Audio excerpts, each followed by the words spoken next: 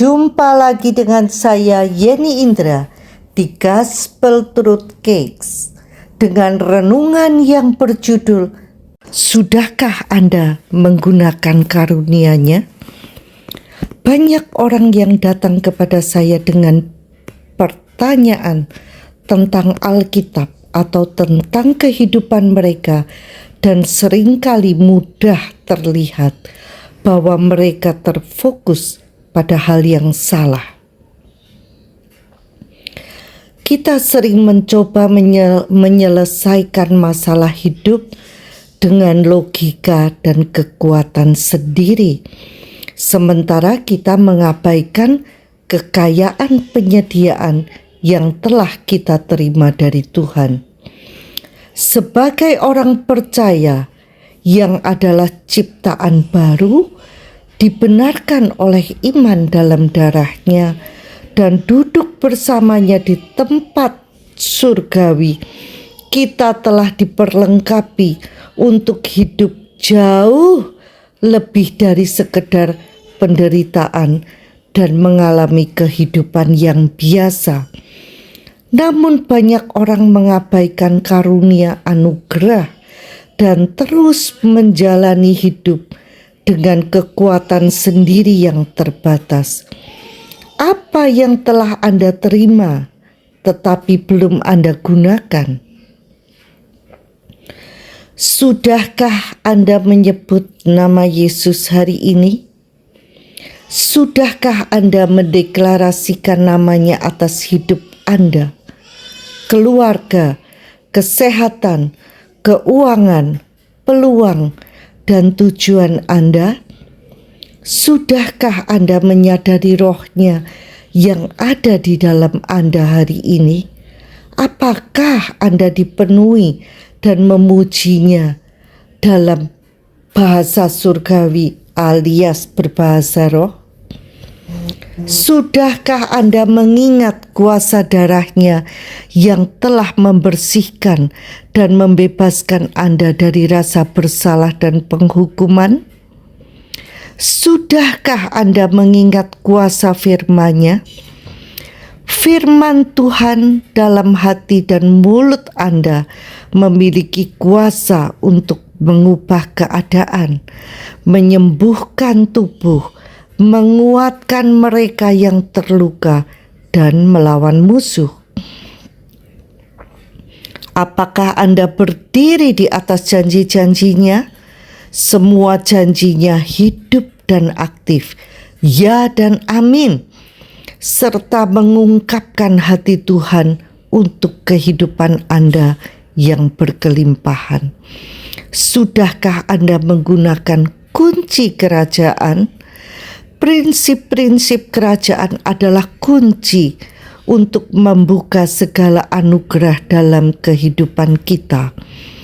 Memberi, mengampuni, menabur, bertekun, memiliki visi rohani, kuasa perkataan, semuanya adalah alat yang tersedia bagi kita. Tuhan telah memberikan segala sesuatu yang kita perlukan untuk hidup. 2 Petrus 1 ayat 2-4. Bola ada di tangan kita. Tuhan telah memperlengkapi kita untuk menang. Tidak ada kekurangan. Masalah hidup bukan sedang menunggu Tuhan bergerak, tetapi menunggu kita untuk mengambil dan menggunakan karunia yang telah kita terima untuk digunakan menegakkan kehendak Tuhan dalam kehidupan dan keadaan kita. Banyak orang berdoa lalu menanti kapan Tuhan bergerak mengabulkan doanya. Lalu saya belajar, ternyata sebagian besar jawaban doa inisiatifnya dari kita. Tuhan sudah menyediakan semua yang kita perlukan melalui anugerah-Nya. Nah, bagian kitalah yang meresponinya dengan iman. Maksudnya, kita yang mengambil langkah iman, bergerak maju. Saat kita melangkah itulah pintu kesempatan demi pintu kesempatan lainnya akan terbuka yang akan menuntun kepada manifestasi jawaban doa yang kita perlukan.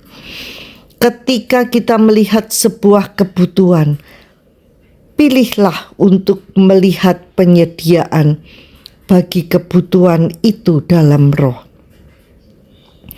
Alih-alih berfokus pada masalah, lihatlah kesembuhan, kelimpahan, dan kemenangan.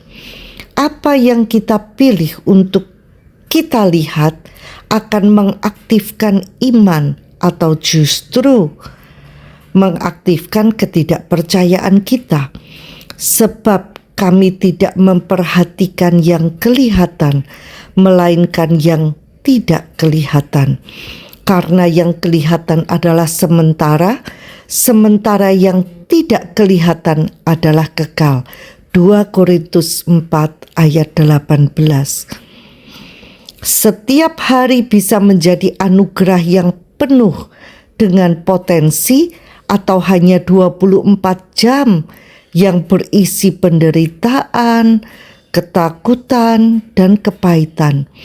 Bukan keadaan yang menentukan bagaimana hari-hari kita, tetapi hati kita yang menentukannya. Orang yang baik mengeluarkan hal-hal yang baik dari perbendaharaan hatinya yang baik, dan orang yang jahat mengeluarkan hal-hal yang jahat dari perbendaharaan hatinya yang jahat. Matius 12 ayat 35. Hidup kita bisa mulai berubah hari ini jika kita memilih untuk hidup dipimpin oleh Roh. Jagalah hatimu dengan segala kewaspadaan, karena dari situlah terpancar kehidupan. Amsal 4 ayat 23. Tuhan telah memberi kita kuasa-Nya, bukan agar kita hidup dalam kekalahan, tetapi supaya kita berjalan dalam kemenangan. Quote dari Charles Stanley. Sampai jumpa di episode berikutnya bersama Yeni Indra di Gospel Truth Cakes. Tuhan Yesus memberkati.